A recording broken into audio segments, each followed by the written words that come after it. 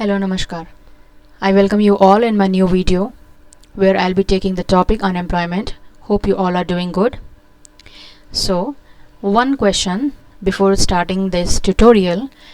Can you tell me the figures exactly how many of people people you know or in your surroundings or in environment are actually working? So I guess if you think you will start from the family, your parents or your cousins or uncle, aunts, your neighbors, and if you go to schools, then you're seeing teachers and the fourth grade staff like watchman and peon. Then you see other people, clerical staff, the people who are working in the office, right? So if you just imagine and just see to it how many people are working around you. Okay, this is important now. This topic relates with how many people who are not actually working.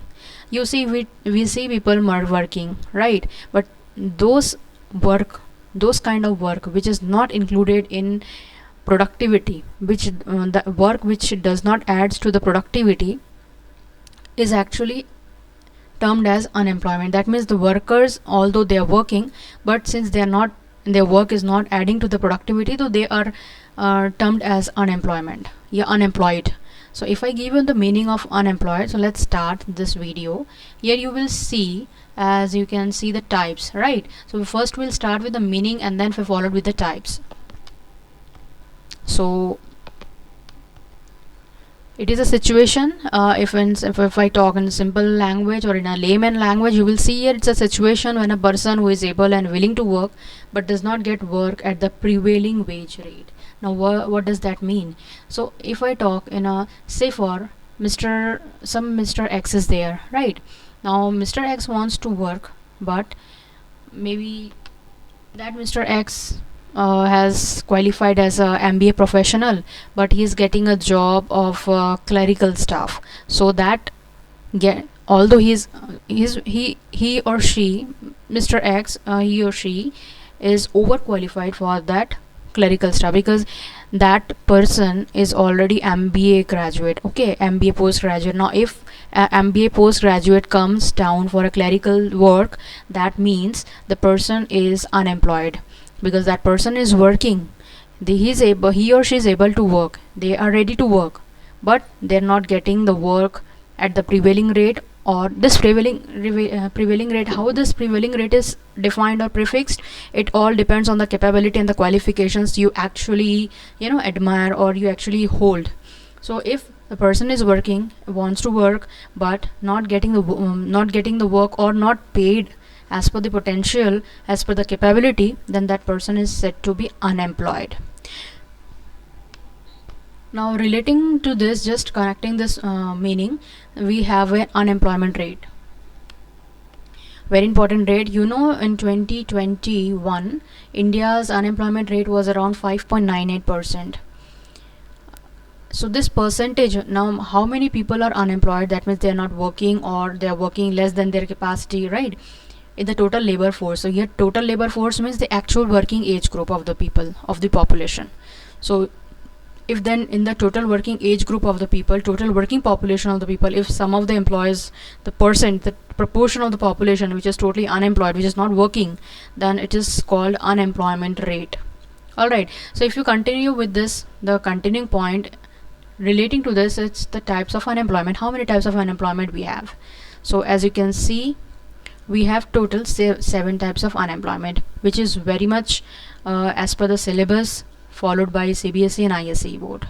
Alright, so as you can see the types here, I have made a box and shapes corresponding to the types where the meaning is being described in just short keywords. Like if I start with the cyclical is a form of unemployment which occurs usually in the business periods. So you see, in a business there are certain phases, or you say stages. So among that stages there is a prosperity and depression.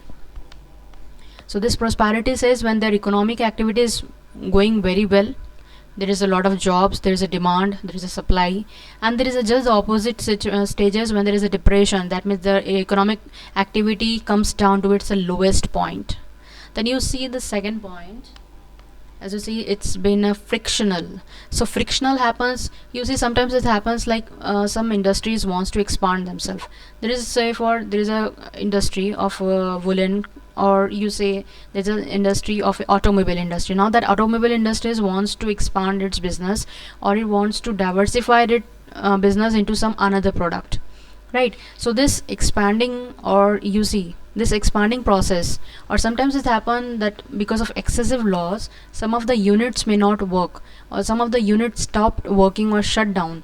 So that is the period, this declining, or this is the period of expanding.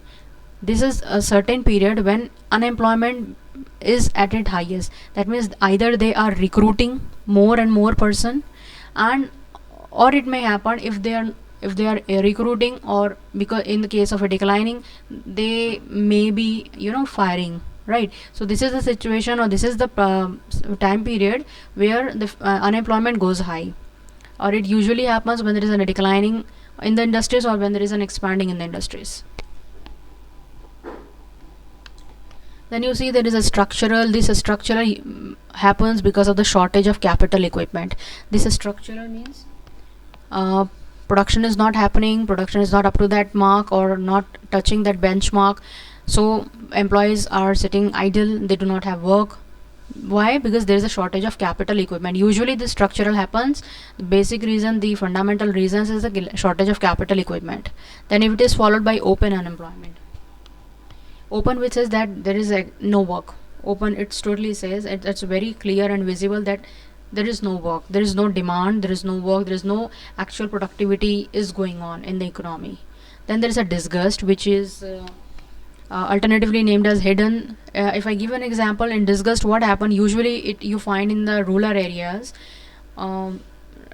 Say for in a farm, 5 workers or 5 farmers is enough to get the productivity. But if that 5 if the 5 is being added by 5 more, say for now the 10 farmers are working on that field, but the capacity to give the good productivity is only it's required only for 5 farmers. Now the extra 5 farmers which have been added in that plot of land, they will be termed as a disguised unemployment, because this productivity is actually nil.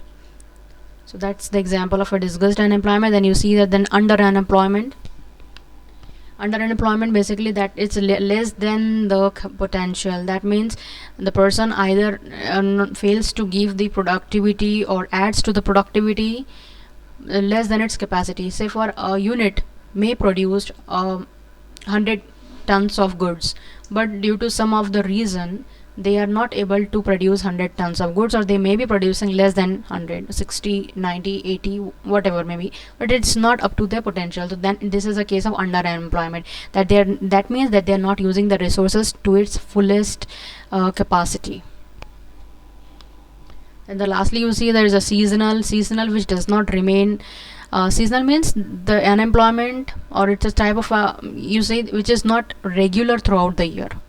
The regularity of the job is not certain throughout the year. It just goes for the seasonal, for the time period when the demand is high, when there is a trend is going on, right? And once the demand is over, when the trend goes off, or when the season gets over, to the farmers or the industries relating to this seasonal products, who produces the seasonal products, they remain unemployed. So this is all about the unemployment. Thanks for watching. If you have any doubt, please do comment in my comment sections, and do like, subscribe and share the videos.